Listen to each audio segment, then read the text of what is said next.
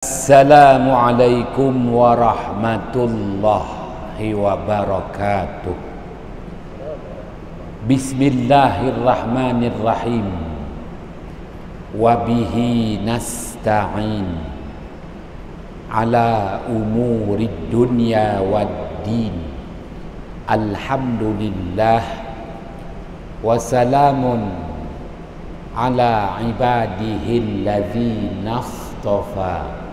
Amma ba'. Sidang ahli jamaah yang dirahmati Allah, kita panjatkan kesyukuran kehadrat Allah Subhanahu wa ta'ala. Malam yang berbahagia ini dapat dilanjut bicarakan lagi kitab Bazlul Ma'un fi Fadlit Ta'un, karangan Asy-Syaikh Al-Imam Ibnu Hajar Al-Asqalani, wafat pada tahun 852 Hijrah. Sidang ahli jamaah yang dirahmati Allah, hadis riwayat Imam Ahmad, hadis riwayat Imam Bukhari dan Muslim, hadis riwayat Imam An-Nasai. Rasulullah sallallahu alaihi wasallam bersabda, "Iza sami'tum at-ta'un bi ardin fala tadkhulu alaihi, wa iza waqa'a bi ardin wa antum fiha fala takhruju minha firara." Atau kama qala Rasulullah sallallahu alaihi wasallam. Artinya, apabila kamu mendengar ta'un, wabak penyakit, berada di sesuatu tempat di muka bumi ini, maka janganlah kamu memasuki tempat tersebut. Dan apabila wabak penyakit berada di muka bumi di sesuatu tempat dan kamu berada di tempat tersebut, maka janganlah kamu terburu-buru keluar, melarikan diri daripada tempat tersebut. Hadis riwayat Imam Ahmad, hadis riwayat Imam Bukhari dan Muslim, hadis riwayat Imam An-Nasai. Baginda Muhammad sallallahu alaihi wasallam memberi dua peringatan penting demi keselamatan umatnya yang dicintai. Peringatan yang pertama, agar jangan memasuki mana-mana penempatan yang diketahui penempatan tersebut sedang diserang dengan wabak penyakit. Kalaupun belum ada kematian yang dilaporkan, kalaupun belum ada kematian yang dilaporkan, jangan memasuki sama sekali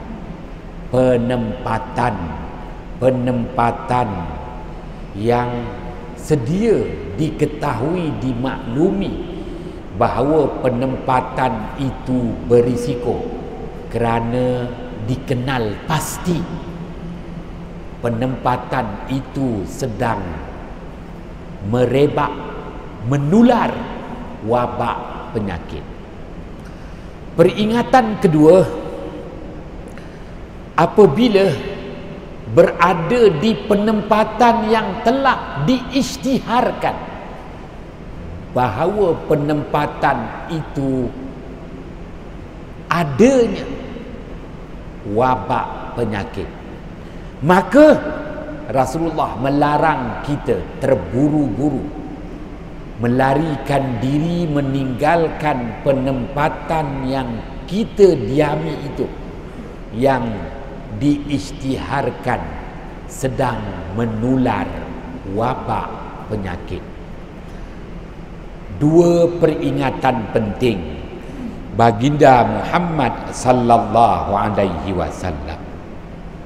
Sidang ahli jamaah yang dirahmati Allah, Asy-Syaikh Al-Imam Ibnu Hajar Al-Asqalani wafat pada tahun 852 Hijrah, menulis dalam kitabnya Bazlul Ma'un fi Fadlit Ta'un, mengambil keterangan Asy-Syaikh Al-Imam An-Nawawi wafat pada tahun 676 Hijrah, mengemukakan kenyataan Imam Asy-Syafi'i, imam mazhab yang dipegangi. Imam Asy-Syafi'i wafat pada tahun 204 Hijrah. Apabila kita berada di penempatan yang telah dimaklumi menularnya wabak penyakit, hendaklah ada di hati sanubari kita rasa takut terhadap azab yang Allah timpakan, iaitu azab yang digeruni oleh umat manusia zaman berzaman, wabak penyakit.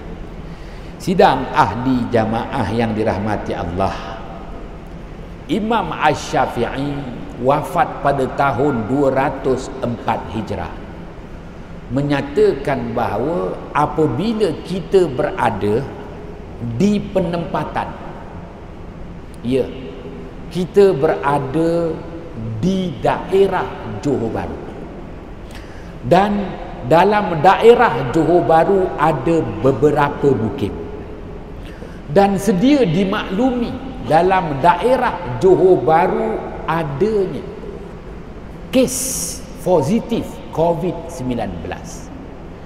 Imam Asy-Syafi'i menyatakan mesti ada di hati sanubari kita perasaan takutkan azab Allah. Jangan kita memandang remeh temeh terhadap azab Allah.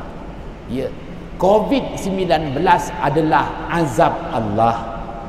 Azab Allah Subhanahu wa ta'ala, azab yang paling digeruni oleh umat manusia adalah wabak penyakit. Berbeza dengan gempa bumi, berbeza dengan banjir besar, berbeza dengan kemarau panjang, berbeza dengan letusan gunung berapi, berbeza dengan panahan petir, insiden, aksiden. Akan tetapi wabak penyakit merupakan azab Allah yang digeruni umat manusia zaman berzaman, sejak daripada bangsa Kibti, bangsa Yahudi, hinggalah bangsa Johor hari ini. Persoalannya, kenapa perlu ada rasa takut? Kerana kita kena sedar bahawa wabak penyakit ini adalah azab Allah. Azab Allah. Oleh kerana dia adalah azab Allah, maka Rasulullah sallallahu alaihi wasallam memberi kepada kita tata cara, panduan khas, SOP yang ditetapkan oleh baginda Muhammad sallallahu alaihi wasallam. Apa dia? kiranya kita berada di penempatan yang dimaklumi menularnya wabak penyakit, jangan melarikan diri, jangan terburu-buru meninggalkan penempatan yang menularnya wabak penyakit. Jangan. Tabah, sabar, reda, dan perbanyakkan zikrullah. Al-Syaikh Al-Imam Ibnu Hajar Al-Asqalani wafat pada tahun 852 Hijrah, menulis dalam kitabnya Bazlul Ma'un fi Fadli Ta'un, hadis riwayat Imam At-Tabrani, bahawa Rasulullah SAW menceritakan Allah Subhanahu wa taala menurunkan wahyu kepada baginda Yahya alaihissalam. Baginda Yahya alaihissalam satu-satunya putera anak lelaki kepada baginda Zakaria alaihissalam. Terkejut baginda Yahya alaihissalam apabila mendapati bahawa penempatannya itu Allah timpakan wabak penyakit. Terkejut baginda Yahya alaihissalam. Baginda Yahya alaihissalam diutuskan kepada bangsa Yahudi, Bani Israel. Sidang ahli jamaah yang dirahmati Allah. Maka perintah Allah kepada baginda Yahya alaihissalam agar jangan keluar daripada penempatannya, dan Allah Subhanahu wa taala perintahkan baginda Yahya alaihissalam untuk memberi peringatan kepada bangsa Yahudi, Bani Israel, agar jangan putus-putus berzikrullah. Jangan putus-putus. Lisanuhum ratbun an zikrillah. Lidah mereka itu, bangsa Yahudi Bani Israel, dibasahi dengan berzikrullah. Wah. Tak boleh keluar, akan tetapi kena terus berada di penempatan yang menular wabak penyakit itu dengan lidahnya dibasahi dengan berzikrullah, sama ada memuji Allah, tahmid alhamdulillah, mensucikan Allah, tasbih subhanallah, mengagungkan Allah, takbir Allahu Akbar.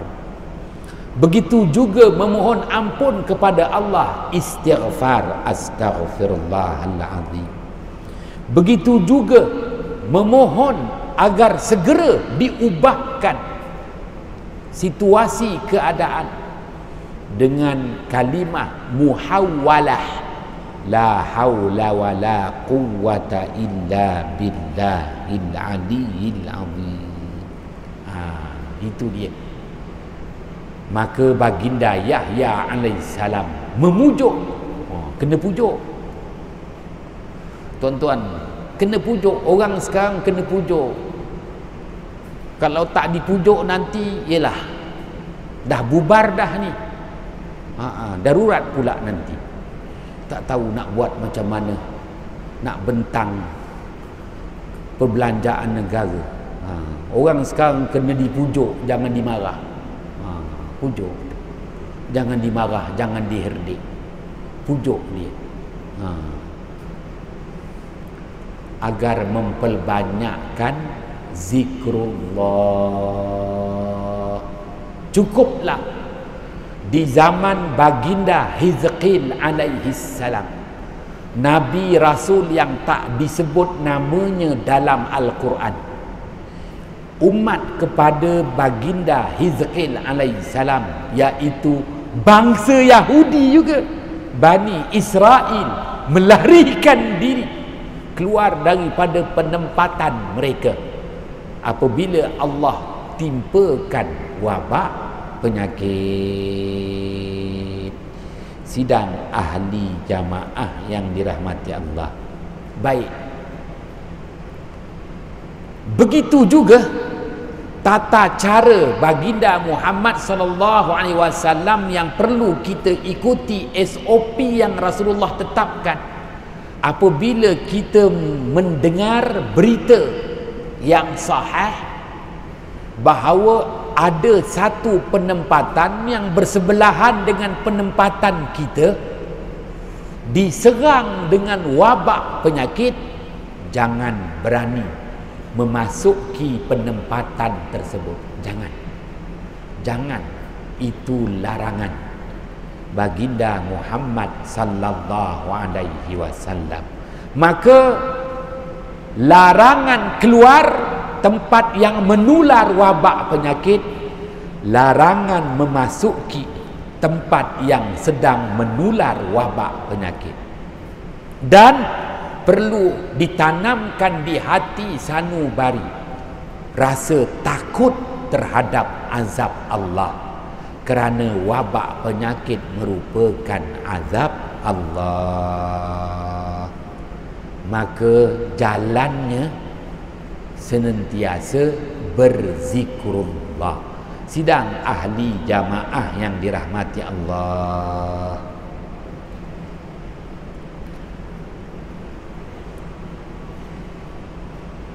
Hadis riwayat Imam Ahmad, Rasulullah sallallahu alaihi wasallam bersabda, Inna fi sanati lailatan yanzilu fiha waba'un, atau kama qala Rasulullah sallallahu alaihi wasallam, bahwasanya dalam setahun ada satu malam yang mana diturunkan pada malam itu wabak penyakit. Wah. Berdasarkan hadis riwayat Imam Ahmad menjelaskan kepada kita bahawa wabak penyakit ini merupakan tahunan, bukan jaraknya 100 tahun sekali, 100 tahun sekali, 50 tahun sekali. Tetapi berdasarkan hadis riwayat Imam Ahmad, wabak ini merupakan azab tahunan. 354 malam setahun perkiraan takwim hijrah, 365 malam setahun kiraan takwim Masihi. Ada satu malam yang Allah turunkan dari langit wabak penyakit. Malam apa? Rasulullah sallallahu alaihi wasallam tak nyatakan. Maka wabak penyakit ini sebenarnya azab tahunan. Azab tahunan. Kerana dalam setahun ada satu malam yang Allah turunkan dari langit ke muka bumi wabak penyakit. Sidang ahli jamaah yang dirahmati Allah, apatah lagi ayat 59 surah Al-Baqarah. Allah Subhanahu wa taala berfirman, ba'da a'udzu billahi minasyaitonir rajim, fa anzalna 'alal ladzina zalamu rijzam minas sama' bima kanu yafsukun. Sadaqallahul azim. Maka kami turunkan ke atas orang-orang yang berlaku zalim akan azab yang paling ditakuti, yaitu wabak penyakit dari langit. Rijzam minas sama, wabak penyakit dari langit. Kenapa? Bima kanu yafsukun, disebabkan kejahatan yang mereka itu lakukan. Tuan-tuan yang dirahmati Allah,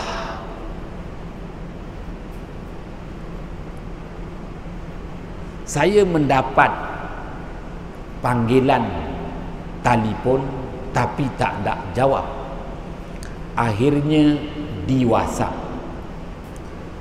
ustaz daripada Lahad Datu yang belajar falak dengan saya. Maka dia berjumpa dengan doktor-doktor pakar penyakit vektor, penyakit berjangkit, dan pakar penyakit vektor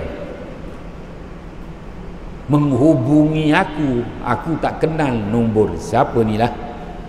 Ini kalau nak bagi projek tampal poster ke, bolehlah aku angkat.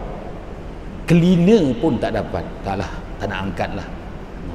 Di WhatsApp rupanya dia doktor pakar penyakit vektor. Aku pun bukan faham sangat apa penyakit.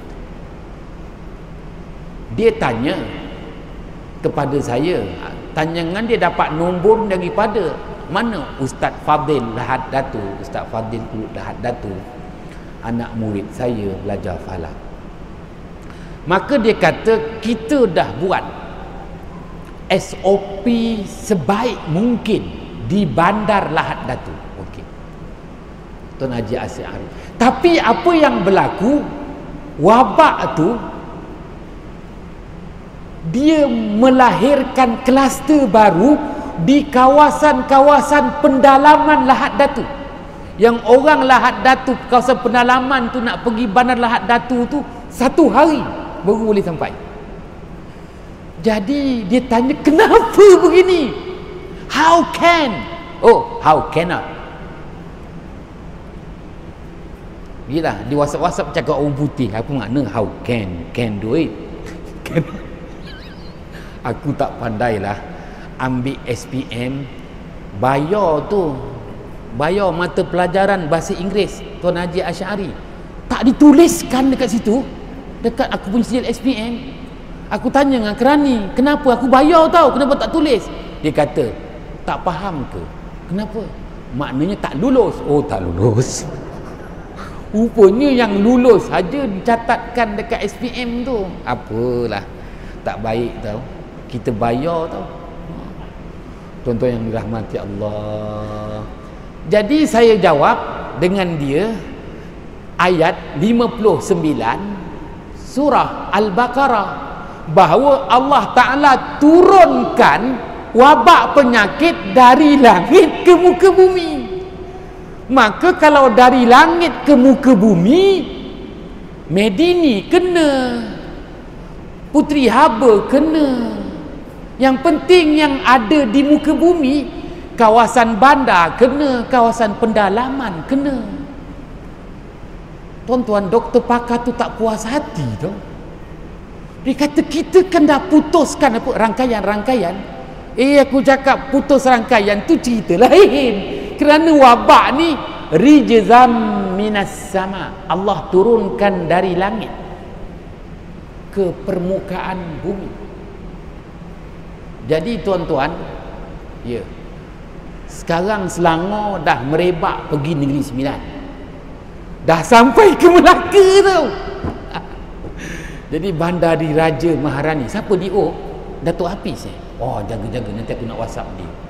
Jaga kau Hafiz tempat tu. Jangan main-main tuan-tuan. Maknanya giliran mana dululah. Kita risau. Yalah, dah Imam Asy-Syafi'i suruh kita mesti ada rasa takut. Jangan tak takut. Ustaz Fadil Lahad Datu tu beritahu saya, dekat Lahad Datu tu orang tak takut. Dia kata bukan nampak coronavirus ni, apa nak takut-takut. Jangan. Bukan soal apa, ini azab Allah. Azab yang digeruni, iaitu wabak penyakit yang Rasulullah sabdakan mautun daqiqun, mati secara halus.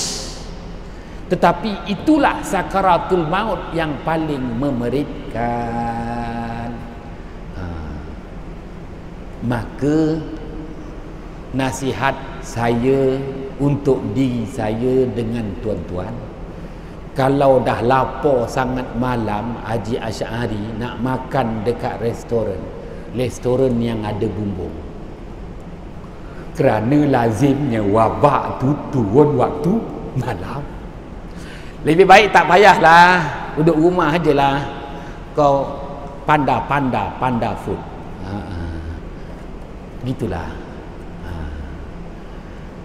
Makan dekat sini makanlah tuan-tuan. Kita atas bumbung, maknanya tak digalakkan waktu malam musim-musim begini berada di luar.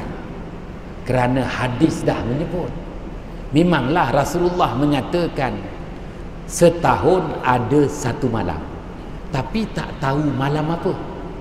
Setakat ni malam-malam itu dah turun di Sabah, dah turun di Selangor, dah turun di Negeri Sembilan, dah turun di Melaka. Tengok Melaka ada kes.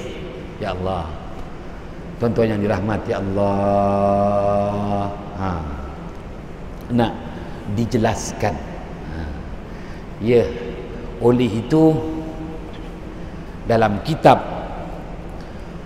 Bazlul Ma'un fi Fadlit Ta'un, nampaknya Asy-Syaikh Al-Imam Ibnu Hajar Al-Asqalani wafat pada tahun 852 Hijrah, suruh kita banyak berada di dalam rumah kecuali untuk mencari nafkah kehidupan.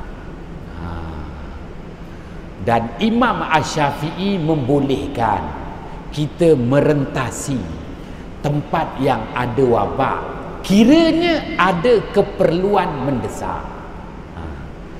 Tapi kalau tidak, jangan. Tuan-tuan yang dirahmati Allah, kerana nak difahamkan bahawa wabak ini merupakan azab. Apabila azab tu diturunkan dari langit ke bumi, semua kena. Yang baik kena, yang penyetan pun kena, yang skandal pun kena, yang alim kucing pun kena. Kerana diturun dari atas ke bawah. Yang dah pencin, baik-baik pencin, Haji Khair pun boleh kena. Tuan-tuan yang dirahmati Allah, betul lah Kementerian Kesihatan kata kita jaga kita. Hakikatnya salah silap mohon jutaan kemaafan. Bismillahirrahmanirrahim. Fafahamnaha Sulaimana wa kullan ataina hukman wa ilma wa sakharna ma'a Daudal jibala yusabbihna wat tayra wa kunna fa'ilin ya arhamar rahimin. Assalamualaikum warahmatullahi wabarakatuh.